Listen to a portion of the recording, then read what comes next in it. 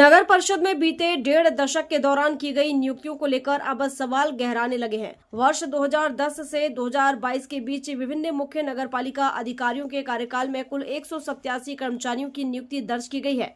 वहीं वर्तमान में परिषद में करीब 252 कर्मचारी कार्यरत बताए जा रहे हैं, जिससे स्वीकृत पदों की तुलना में संख्या अधिक होने की चर्चा तेज हो गई है।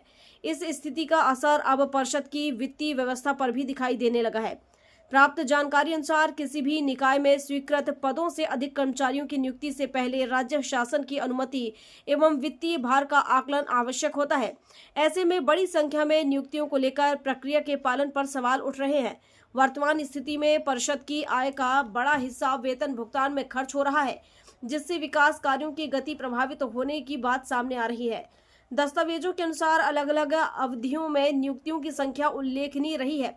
वर्ष 2014 से 2016 के दौरान सुरेंद्र सिंह पवार के कार्यकाल में 40 कर्मचारियों की नियुक्ति दर्ज की गई। वर्ष 2019 में संजय चौधरी के कार्यकाल में 32 कर्मचारियों की नियुक्ति हुई। वर्ष 2010 से 2014 के बीच अशोक शर्मा के समय 31 कर्मचारियों की नियुक्ति की गई, जबकि वर्ष 2017 से 2019 के दौरान कुलदीप के कार्यकाल में 27 कर्मचारियों की नियुक्ति दर्ज की गई।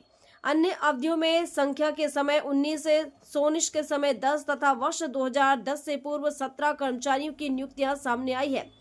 नगर में इन नियुक्तियों और वर्तमान कर्मचारी संख्या को लेकर विभिन्न प्रकार की चर्चाएं सामने आ रही हैं।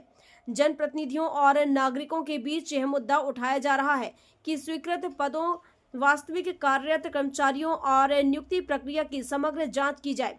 कुछ मामलों में कार्यकाल के अंतिम चरण में नियुक्ति आदेश जारी होने की बात भी चर्चा में है, जिसकी आधिकारिक पुष्टि होना शेष है। मामले को लेकर अब प्रशासन के समक्ष कई महत्वपूर्ण प्रश्न खड़े हो रहे हैं।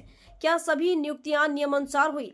वर्तमान में स्वीकृत पदों के मुकाबले कितने कर्मचारी कार्यरत हैं और इससे वित्तीय प्रबंधन पर क्या प्रभाव पड़ रहा है? इन बिंदुओं पर निष्पक्ष जांच की मांग तेज हो गई है। यदि समय रहते इस विषय पर ठोस निर्णय नहीं लिया गया तो नगर परिषद की आर्थिक स्थिति पर और दबाव बढ़ सकता है, जिसका सीधा असर नगर के विकास कार्यों पर पड़ने की आशंका जताई जा रही है।